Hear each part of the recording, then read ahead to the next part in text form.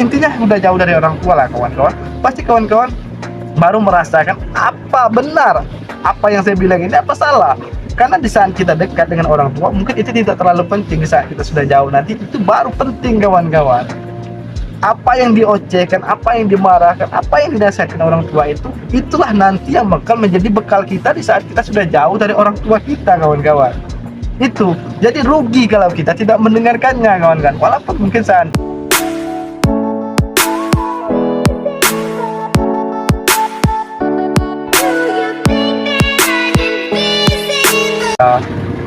kawan-kawan anak SMA yang masih hura-hura, saya ingin menyampaikan begini kawan-kawan. Ini cara hidup kita dengan orang tua kita kawan-kawan, yang kemarin sudah pernah saya bahas, yaitu masih seputaran dunia percintaan.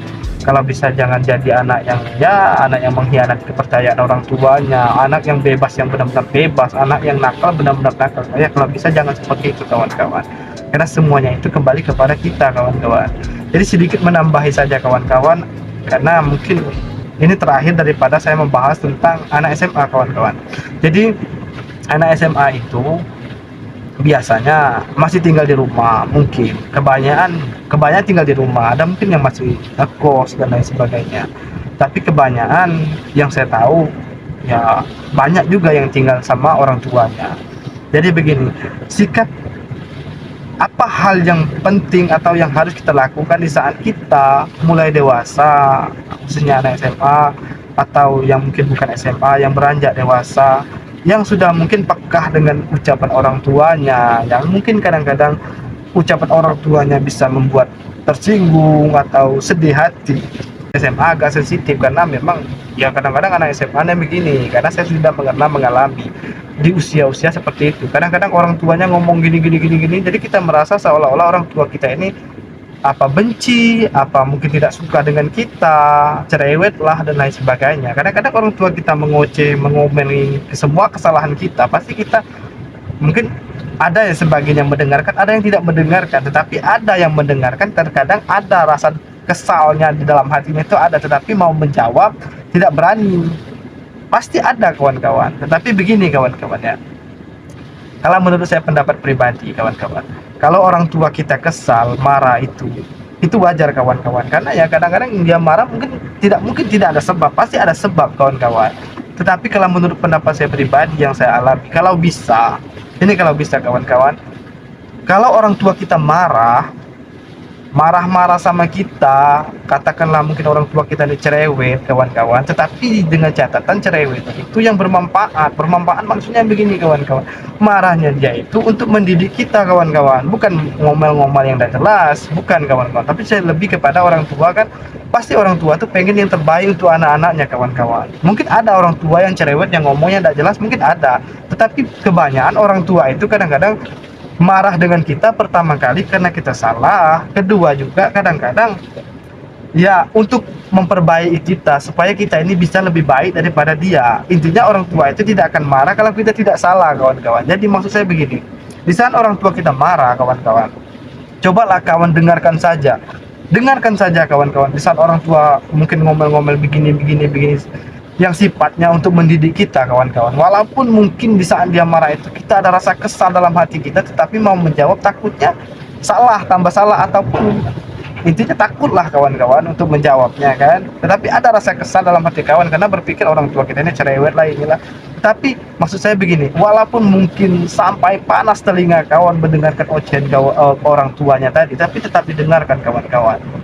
Karena begini kawan-kawan ya, mungkin saat ini kita menjadi anak dari orang tua kita mendengarkan ocehan daripada orang tua kita. Suatu saat nanti kita sudah berkeluarga, kita pula yang menjadi orang tua, entah itu ibu, entah itu ayah. Tetapi begini kawan-kawan, kenapa saya menyarankan untuk kawan mendengarkan walaupun dengan sejuta rasa kesal dalam hatinya? Karena begini kawan-kawan, apabila orang tua kita itu marah, yang sifatnya marahnya itu untuk mendidik kita agar bisa menjadi pribadi yang lebih baik lagi ke depannya, cukup kawan dengarkan saja, tidak mesti harus kawan jawab, karena kalau udah dijawab udah pasti durhaka kan, udah pasti tambah ribet masalah. Cukup kawan dengarkan saja walaupun dengan rasa sejuta kesalnya tadi, tetapi setidaknya kawan-kawan ada yang kita dengar kawan-kawan, ada yang kita dengar daripada nanti orang tua kita marah, kita malah lari dari rumah. Maksudnya di saat orang orang tua kita lagi ngomel-ngomel, kita sudah entah kemana gitu. Nah, itu salah kawan-kawan, karena begini, yang ruginya nanti bukan orang tua Anda kawan-kawan, tapi kawan-kawan sendiri.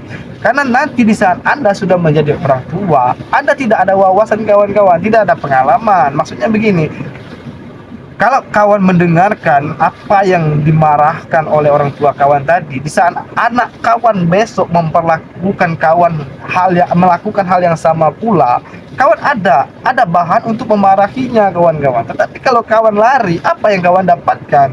Coba kawan bayangkan, orang tua lagi ngoceh-ngoceh ngomong-ngomong begini-begini kan, istilahnya yang mungkin jelas tujuannya itu untuk kita agar lebih baik lagi, tapi kawan malah lari.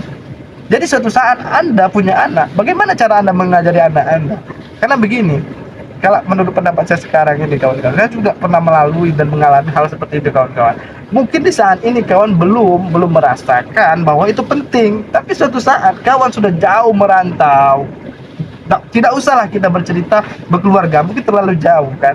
Yang pasti kalau anak sekolah, anak SMA dan lain sebagainya, mungkin sudah mulai kuliah ataupun mungkin mau melanjutkan kuliah, atau intinya sudah jauh dari orang tua lah kawan-kawan. Pasti kawan-kawan baru merasakan apa benar apa yang saya bilang ini, apa salah. Karena di saat kita dekat dengan orang tua mungkin itu tidak terlalu penting, di saat kita sudah jauh nanti itu baru penting kawan-kawan. Apa yang diocehkan, apa yang dimarahkan, apa yang dinasihatkan orang tua itu, itulah nanti yang bakal menjadi bekal kita di saat kita sudah jauh dari orang tua kita kawan-kawan. Itu jadi rugi kalau kita tidak mendengarkannya kawan-kawan, walaupun mungkin saat ini kawan masih tanya kawan-kawan. Jadi kalau menurut pendapat saya pribadi, cukup dengarkan saja kawan-kawan, karena itulah bakalan nanti menjadi bekal kawan di saat kawan sudah tidak jauh dari orang tuanya. Itu kawan-kawan. Jadi mungkin tidak setuju dengan pendapat saya, tidak jadi masalah kawan-kawan. Tapi nanti satu saat kawan-kawan ketemu, mungkin saat ini lagi nakal-nakalnya, masa bodoh lah orang tua, lagi marah ataupun lagi menasihati kita malah tidak menerima atau kita lari. Di saat dia menjelaskan menasihati kita lari. Mungkin saat ini ya tidak ada pengaruhnya bagi kawan-kawan. Tapi besok kalau kawan sudah jauh dari orang tua, baru kawan terasa itu kawan-kawan. Jadi semua yang namanya orang tua itu kawan-kawan, ada sebagian orang tua yang tidak sayang, tetapi kalau di persen kan mungkin 99% orang tua itu pasti sayang sama anaknya, pasti pengen yang terbaik untuk anaknya. Tidak ada orang tua yang mau menjerumuskan anaknya. Atau mungkin di saat orang tua lagi ngomel-ngomel, kawan berpikir bahwa kawan-kawan itu adalah anak tiri daripada orang tua kawan. Bukan kawan-kawan, tidak. Yang namanya orang tua itu pasti pengen yang terbaik untuk anak-anaknya kawan-kawan. Itu kalau menurut pendapat saya pribadi. Untuk saat ini kawan belum merasa, ya tidak jadi masalah, tapi suatu saat kawan rasakan saja benar apa tidak apa yang saya sampaikan ini kawan-kawan. Jadi cukup sekian dulu kawan-kawan, mudah-mudahan bisa menambah wawasan kawan-kawan, bermanfaat juga untuk kehidupan sehari-harinya, bisa berubah lagi. Mungkin sebelumnya orang tuanya marah-marah, kawan malah lari, tidak terima atau menjawabnya. Jangan kawan-kawan, jangan menjadi anak yang durhaka kawan-kawan, jangan. Karena suatu saat nanti, yang pernah saya sampaikan di video saya sebelum-sebelumnya, ya yang saya sampaikan bahwa apa yang kita lakukan dengan orang tua kita saat ini, kelak nanti itulah pula yang akan dilakukan anak-anak kita terhadap kita di saat kita sudah menjadi orang tua. Itu kawan-kawan, cukup sekian dulu. Mudah-mudahan banyak yang menerima, banyak yang satu sependapat dengan saya, banyak mungkin yang sudah mengalami hal yang sama juga. Mudah-mudahan satu sependapat, mungkin lebih menambah pengalaman kawan-kawan lagi. Dan saya akhiri, wassalamualaikum warahmatullahi wabarakatuh.